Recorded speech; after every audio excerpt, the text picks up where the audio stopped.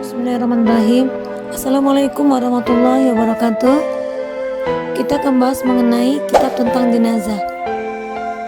Dalam kitab Sahih Muslim, menjenguk orang sakit, diriwayatkan dari Abdullah bin Umar radhiyallahu anhu, ia berkata, ketika kami sedang duduk-duduk bersama Rasulullah Shallallahu alaihi wasallam, tiba-tiba seorang laki-laki dari kaum Ansor datang kepada beliau, lalu memberi beliau salam. Setelah laki-laki Ansor itu hampir pergi, Rasulullah bertanya, "Hai saudara kaum Ansor, bagaimana sakit saudaraku Sa'ad bin Ubadah?" Laki-laki itu menjawab, "Sudah membaik." Maka Rasulullah SAW bertanya, "Siapa di antara kalian yang ingin turut menjenguknya?" Beliau kemudian berdiri dan kami pun berdiri bersama beliau. Kami berjumlah lebih dari 10 orang, tanpa terompah, tanpa tutup kepala, dan tanpa jubah dalam. Kami berjalan di tanah gersang hingga tiba di rumah Sa'ad bin Ubadah. Lalu orang-orang yang di sekitar Sa'ad mundur, sehingga Rasulullah Shallallahu alaihi wasallam dan para sahabatnya yang mengikuti beliau bisa mendekati kepada Sa'ad bin Ubadah. Disarankan bagi kita untuk selalu menjenguk orang sakit. Bacaan ketika ada orang sakit dan orang mati, diriwayatkan dari Ummu Salamah radhiyallahu anhu, ia berkata, Rasulullah SAW telah bersabda, apabila kamu menengok orang sakit atau orang mati, ucapkanlah ucapan doa yang baik, karena para malaikat mengamini apa yang diucapkan. Kata Ummu Salamah, ketika Abu Salamah suami Ummu Salamah meninggal, aku datang kepada Nabi Sallallahu Alaihi Wasallam. Lalu aku katakan, ya Rasulullah, Abu Salamah telah meninggal. Kata Nabi, ucapkanlah doa, Allahumma firli walahu wa akibni minhu ukaba hasanatan. Ya Allah, ampunilah aku dan dia, serta berilah aku penggantinya dengan pengganti yang baik. Kata Ummu Salamah, maka Allah memberikanku pengganti berupa orang yang lebih baik bagiku daripada Abu Salamah, yaitu Muhammad Sallallahu Alaihi Wasallam. Setelah Abu Salamah wafat, Ummu Salamah diperistri oleh Rasulullah Sallallahu Alaihi Wasallam. Bagaimana menalkinkan orang yang hampir mati dengan kata La ilaha illallah. Diriwayatkan dari Abu Sa'id Al-Khudri radhiyallahu anhu, ia berkata, Rasulullah Shallallahu alaihi wasallam telah bersabda, ajarilah, tuntunlah orang-orang yang hampir mati dengan bacaan la ilaha illallah. Barang siapa senang bertemu dengan Allah, maka Allah senang bertemu dengannya. Diriwayatkan dari Aisyah radhiyallahu anhu, ia berkata, Rasulullah Shallallahu alaihi wasallam pernah bersabda, barang siapa senang bertemu dengan Allah, maka Allah senang bertemu dengannya. Maka barang siapa yang tidak senang bertemu dengan Allah, maka Allah tidak senang bertemu dengannya. Lalu aku tanyakan, wahai Nabi, apakah maksud tidak ingin mati? Karena kita semua tidak ingin mati. Beliau menjawab, tidak begitu. Tapi yang dimaksud adalah orang mukmin itu apabila diberi kabar gembira bahwa dia akan memperoleh rahmat Allah, ridhonya dan surganya, maka dia senang bertemu dengan Allah. Lalu Allah senang bertemu dengannya. Sedangkan orang kafir apabila diberitahu tentang azab Allah dan murkanya, maka dia tidak senang bertemu dengan Allah. Lalu Allah tidak senang bertemu dengan mereka. Menurut suatu riwayat dari Suraih bin Hani dari Abu Hurairah radhiyallahu anhu, ia berkata, Rasulullah Shallallahu alaihi wasallam pernah bersabda, barang siapa senang bertemu Allah, maka Allah senang bertemu dengannya. Barang siapa tidak senang bertemu Allah, maka Allah tidak senang bertemu dengannya. Maka baik kepada Allah ketika akan mati. Diriwayatkan oleh Jabir radhiyallahu anhu berkata, aku telah mendengar Rasulullah SAW bersabda, 3 hari sebelum beliau wafat, janganlah salah seorang dari kamu mati kecuali berbaik sangka kepada Allah, memejamkan mayat dan mendoakan kebaikan untuknya. Diriwayatkan dari Ummu Salamah radhiyallahu anhu berkata, Rasulullah Shallallahu alaihi wasallam masuk ke tempat Abu Salamah yang matanya telah terbelalak ke atas ketika ia mati. Lalu Rasulullah Shallallahu alaihi wasallam memejamkannya, kemudian bersabda, sesungguhnya apabila roh itu dicabut, maka dia ikut oleh penglihatannya. Maka merataplah, ributlah orang-orang dari keluarga Abu Salamah. Lalu Rasulullah Shallallahu alaihi wasallam bersabda, janganlah kalian berdoa berucap kecuali dengan doa ucapan yang baik, karena para malaikat mengamini apa yang kalian ucapkan. Kemudian Rasulullah SAW berdoa, Ya Allah, ampunilah Abu Salamah, angkatlah derajatnya dalam kelompok orang-orang yang mendapatkan petunjuk.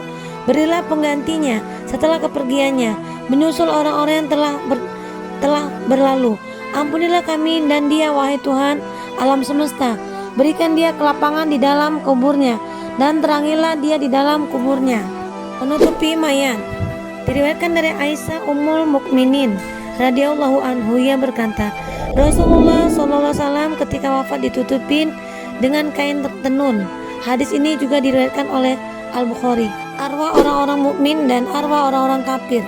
Diriwayatkan dari Abu Hurairah radhiyallahu anhu, ia berkata, Rasulullah SAW bersabda, apabila roh orang mukmin keluar, maka roh tersebut disambut oleh dua malaikat yang akan membawanya naik ke atas. Kata Hamad, dia tuturkan baunya yang wangi dan dia sembutkan minyak misik. Kata beliau, lalu penghuni langit mengatakan, ada roh baik wangi yang datang dari arah bumi. Semoga Allah memberimu rahmat juga kepada jasad yang pernah kau tempati hidup. Kemudian roh tersebut dibawa kepada Tuhannya. Lalu Tuhan berfirman kepada para malaikat, bawalah roh itu pergi sampai akhir ajal di barzah. Kata Rasulullah SAW, sesungguhnya orang-orang kafir itu apabila rohnya keluar, kata Hamad, dia menuturkan baunya, busuknya, dan menyebutkan laknat. Maka penghuni langit mengatakan, ada roh jelek, busuk yang datang dari arah bumi. Kata Nabi SAW, maka dikatakan kepada malaikat, bawalah roh itu pergi sampai akhir ajal. Kata Abu Hurairah, lalu Rasulullah SAW melepas sapu tangan yang disumbatkan di hidungnya seperti demikian dengan diperagakan oleh Abu Hurairah radhiyallahu anhu. Sabar menghadapi musibah pada benturan pertama. Diriwayatkan dari Anas bin Malik radhiyallahu anhu bahwasanya Rasulullah SAW pernah mendatangi seorang perempuan yang menangis karena bayinya meninggal. Lalu beliau katakan kepada perempuan itu, bertawakallah kepada Allah dan bersabarlah. Kata perempuan itu, kau tidak merasakan pedihnya musibahku. Setelah Rasulullah SAW pergi, perempuan itu diberitahu bahwa laki-laki itu adalah Rasulullah SAW. Maka perempuan itu menyesal setengah mati. Beliau bersabda, sesungguhnya sabar itu adalah pada saat benturan pertama. Orang yang anaknya mati lalu rela. Diriwayatkan dari Abu Hurairah radhiyallahu anhu bahwasanya Rasulullah SAW pernah bersabda kepada wanita kaum Ansor, tidaklah mati 3 anak seorang lalu dia relakan karena Allah, kecuali dia orang tuanya masuk surga. Seorang perempuan di antara mereka bertanya, atau 2 orang anak juga ya Rasulullah? Beliau menjawab, atau 2 orang anak juga. Ucapan ketika ada musibah. Diriwayatkan dari Ummu Salamah radhiyallahu anhu, ia berkata, aku pernah mendengar Rasulullah SAW bersabda, tidaklah seorang hamba tertimpa musibah lalu mengucapkan, Inna lillahi wa inna ilaihi roji'un. Sesungguhnya kami milik Allah dan sungguh kami akan kembali kepadanya. Ya Allah, berilah aku pahala dalam musibahku dan berilah pengganti untukku yang lebih baik daripada musibahku, kecuali Allah akan memberinya pengganti yang lebih baik daripada musibahnya. Menangisi orang mati. Diriwayatkan dari Abdullah bin Umar radhiyallahu anhu, ia berkata, suatu ketika Sa'ad bin Ubadah sakit, lalu Rasulullah SAW datang menyenguknya bersama Abdurrahman bin Auf, Sa'ad bin Abi Waqqas, dan Abdullah bin Mas'ud radhiyallahu anhu. Setelah beliau masuk, beliau dapati Sa'ad bin Ubadah sedang pingsan. Lalu beliau bertanya, apakah dia sudah mati? Orang-orang menjawab, belum ya Rasulullah. Maka Rasulullah SAW menangis. Setelah orang-orang yang mengetahui tangis Rasulullah SAW itu, mereka pun menangis. Kemudian beliau bersabda, tidakkah kalian dengarkan bahwa Allah tidak menyiksa orang mati sebab air mata dan kesedihan orang yang hidup, tetapi Allah menyiksa atau memberi rahmat kepada orang mati. Sebab itu beliau menunjuk lisannya keras meratapi orang mati. Diriwayatkan dari Abu Malik Al-Asy'ari radhiyallahu anhu bahwa Nabi SAW pernah bersabda, di kalangan umatku ada 4 hal yang termasuk ajaran jahiliyah yang belum mereka tinggalkan, yaitu membanggakan leluhur, mencela nasab orang lain, meminta hujan melalui binatang-binatang, dan meratapi orang mati. Beliau bersabda, peratapan itu apabila tidak bertobat sebelum dia mati, maka pada hari kiamat dia disuruh berdiri dengan berjubah yang terbuat dari aspal mendidih dan berbaju yang terbuat dari karat atau kuman. Mati disiksa sebab tangisan orang hidup. Diriwayatkan dari Amrah binti Abdurrahman radhiyallahu anhu bahwa dia pernah mendengarkan Aisyah radhiyallahu anhu dituturkan kepada Aisyah bahwa Abdullah bin Umar mengatakan, sesungguhnya orang mati itu disiksa disebabkan tangis orang yang hidup. Hadis Bukhari. Orang yang beristirahat dan orang yang mengistirahatkan orang lain. Diriwayatkan dari Abu Qatadah bin Ribi radhiyallahu anhu, ia menceritakan bahwa ada jenazah lewat di depan Rasulullah sallallahu alaihi wasallam. Lalu beliau bersabda, ada orang beristirahat dan ada orang yang mengistirahatkan orang lain. Para sahabat bertanya, ya Rasulullah, siapakah orang yang beristirahat itu? Dan siapa orang yang mengistirahatkan menyenangkan orang lain? Beliau menjawab, orang mukmin kalau mati dia beristirahat dari kesengsaraan dunia, dan orang jahat kalau mati membuat semua manusia seluruh negeri, pohon-pohon dan binatang-binatang beristirahat terbebas dari kejahatannya. Hadis Bukhari. Memandikan mayat. Diriwayatkan dari Ummu Atiyah radhiyallahu anhu yang berkata, ketika Zainab putri Rasulullah sallallahu alaihi wasallam meninggal, beliau berkata kepada kami, mandikanlah dia dengan siraman yang ganjil, gasal 3 kali atau 5 kali, dan campurilah siraman basuhan yang kelima dengan kapur barus. Kalau kalian sudah selesai memandikannya, beritahulah aku, kata Ummu Atiyah. Lalu kami memberitahu beliau. Kemudian beliau memberikan kainnya kepada kami, seraya mengatakan, pakaikanlah kain ini atau kafannya lapis pertama. Hadis Bukhari. Mengkafani mayat. Diriwayatkan dari Aisyah radhiyallahu anhu, ia berkata, Rasulullah SAW dikafani dengan kain putih dari katun tanpa jubah dan surban. Orang-orang yang ragu-ragu dalam memilih pakaian yang dibeli untuk mengkafani Rasulullah SAW. Lalu pakaian tersebut ditinggalkan tidak dipakai. Kemudian beliau dikafani dengan 3 lapis kain katun putih. Mengkafani mayat dengan baik. Diriwayatkan dari Jabir bin Abdullah radhiyallahu anhu bahwasanya pada suatu hari Rasulullah SAW berpidato, lalu suatu hari beliau menuturkan seorang sahabatnya yang meninggal yang dikafani dengan kain yang kurang panjang serta dikubur pada malam hari. Nabi SAW melarang menguburkan mayat seseorang pada malam hari agar dapat disalatkan oleh orang yang lebih banyak, kecuali jika terpaksa. Kemudian beliau bersabda, apabila salah seorang dari kamu mengkafani saudaranya, maka kafilah dengan baik. Menyegerakan pemakaman jenazah. Diriwayatkan dari Abu Hurairah radhiyallahu anhu dari Nabi sallallahu alaihi wasallam bahwa beliau bersabda, percepatlah, segerakanlah penguburan jenazah. Jika dia orang yang baik, maka segera kau antarkan dia menuju kebaikan, kenikmatan. Dan jika dia orang yang tidak baik, maka segera kau hindarkan kejelekan itu dari dirimu. Hadis Bukhari. Wanita dilarang mengiringkan jenazah. Diriwayatkan dari Ummu Atiyah radhiyallahu anhu, ia berkata, kami dilarang mengiringkan jenazah, namun larangan tersebut tidak keras. Hadis Bukhari. Posisi imam ketika sholat jenazah perempuan. Diriwayatkan dari Samurah bin Jundab radhiyallahu anhu berkata, aku sholat di belakang Nabi sallallahu alaihi wasallam ketika beliau menyalatkan jenazah Ummu Ka'ab yang mati sehabis melahirkan. Lalu Rasulullah sallallahu alaihi wasallam berdiri di arah tengah jenazah dalam menyalatkannya. Hadis Bukhari. Takbir salat jenazah. Diriwayatkan dari Abu Hurairah radhiyallahu anhu bahwasanya Rasulullah memberitahukan kepada kami tentang kematian seseorang Najasyi pada hari itu. Lalu beliau pergi ke tempat salat bersama para sahabat, dan beliau salat jenazah dengan bertakbir 4 kali. Hadis Bukhari. Takbir 5 kali. Diriwayatkan dari Abdurrahman bin Abu Laila, ia berkata, Zaid radhiyallahu anhu pernah bertakbir 4 kali ketika menyalatkan jenazah sebagian kami. Juga pernah bertakbir 5 kali ketika menyalatkan jenazah yang lain. Lalu aku tanyakan kepadanya. Kemudian ia menjawab, Rasulullah SAW pernah bertakbir seperti itu.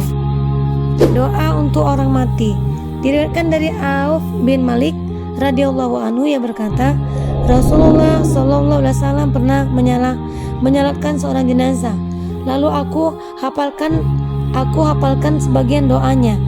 Mati bunuh diri. Diriwayatkan dari Jabir bin Samurah radhiyallahu anhu yang berkata, seseorang laki-laki yang mati bunuh diri dengan anak panah dibawa kepada Nabi SAW, maka beliau tidak mau menyalatkannya.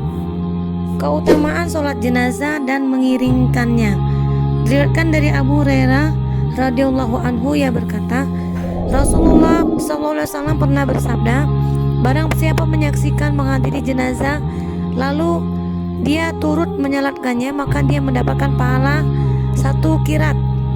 Dan barang siapa menghadiri jenazah lalu turut sampai pemakaman setelah menyalatkannya, maka dia mendapatkan pahala 2 qirat.